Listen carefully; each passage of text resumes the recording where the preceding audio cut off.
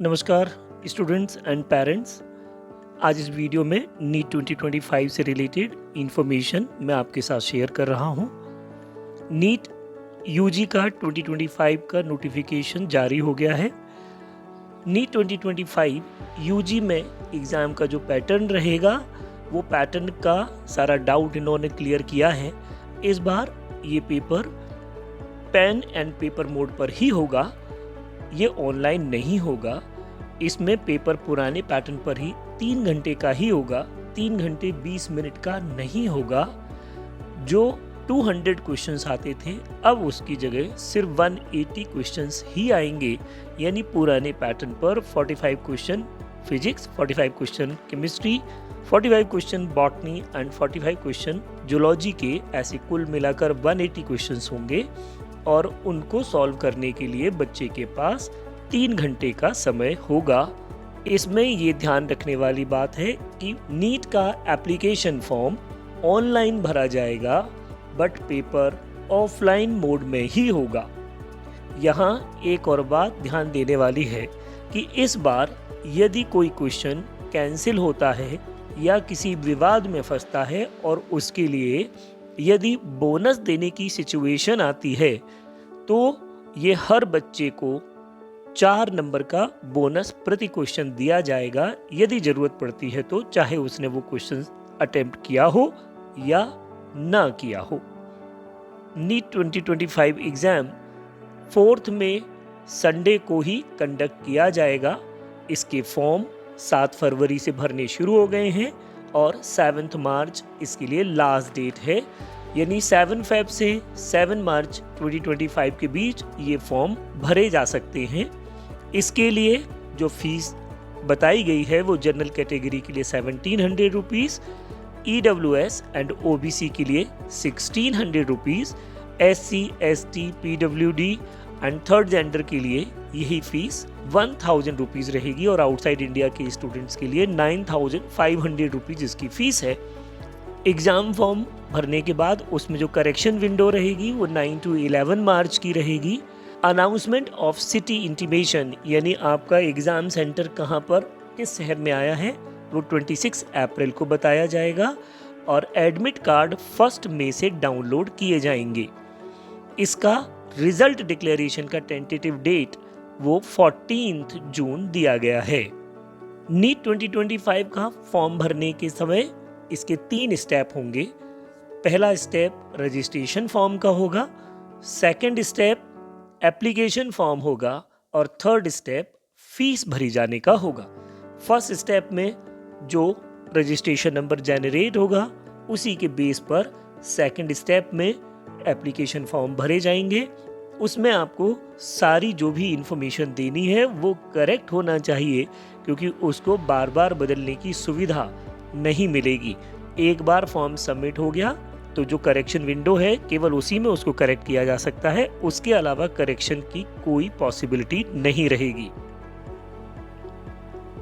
NEET 2025 का paper कई भाषाओं में उपलब्ध होगा, बट यहाँ ये ध्यान रखने वाली बात है कि यदि आपने सिर्फ इंग्लिश मीडियम का ऑप्शन लिया तो पेपर आपको सिर्फ इंग्लिश में मिलेगा। इंग्लिश के अतिरिक्त यदि आपने किसी भी अन्य भाषा में पेपर लिया तो वो उस भाषा प्लस इंग्लिश में, यानी वो बाइलिंगुअल आपको मिलेगा। यदि आप हिंदी का ऑप्शन लेते हैं तो पेपर आपको बाइलिंगुअल मिलेगा, यानी हिंदी और इंग्लिश का एक साथ मिलेगा। इसलिए पेपर के मीडियम का सिलेक्शन हमें बहुत सोच समझकर ही करना चाहिए। एग्जाम सिटीज़ का सिलेक्शन करते समय इस बात का ध्यान रखें कि आप अपना जो परमानेंट एड्रेस और जो प्रेजेंट एड्रेस, वर्तमान पता और परमानेंट एड्रेस आप लिखने वाले हैं, उसी के आधार पर आपको एग्ज़ाम सिटी का अलोकेशन होगा। एग्ज़ाम के लिए एलिजिबिलिटी, ये ध्यान रहे, मिनिमम क्लास 12th इसके लिए एलिजिबिलिटी है, 12th या इक्विवेलेंट एग्ज़ाम, और वो एग्ज़ाम फिजिक्स, केमिस्ट्री, बायोलॉजी और बायोटेक्नोलॉजी के साथ इंग्लिश कंपलसरी सब्जेक्ट के फॉर्म में होना चाहिए। फिजिक्स, केमिस्ट्री एंड बायोलॉजी में कलेक्टिवली सामान्य वर्ग जनरल क्लास के लिए 50% और रिजर्व कैटेगरी के लिए 40% मार्क्स होना आवश्यक है। क्लास 12th के बच्चों के लिए कोड 1 और 12th के बाद के बच्चों के लिए कोड 2 से कोड 7 तक कोड दिए गए हैं, उन्हीं को उसको भरना होगा।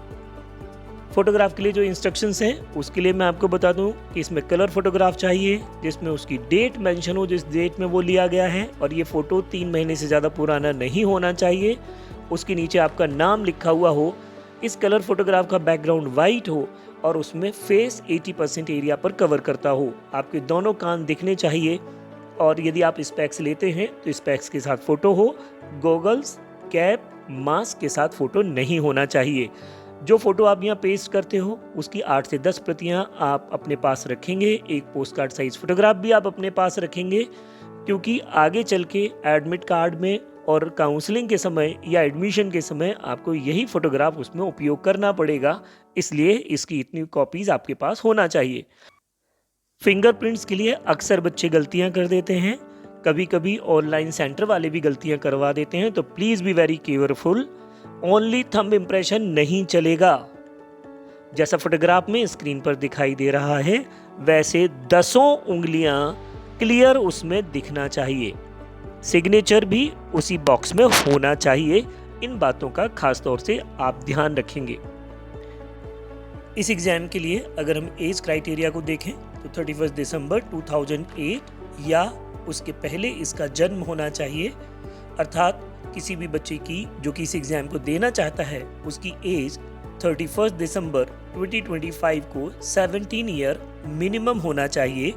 अपर एज लिमिट का इसमें कोई क्राइटेरिया नहीं है। और लास्ट में आपको एनटीए का एड्रेस, उसके कॉन्टैक्ट नंबर, उसका ईमेल आईडी मैं स्क्रीन पर आपको दे रहा हूँ। आपको कोई भी ज़रूरत पड़ती है तो आप इनसे कनेक्ट कर सकते हैं। Thank you.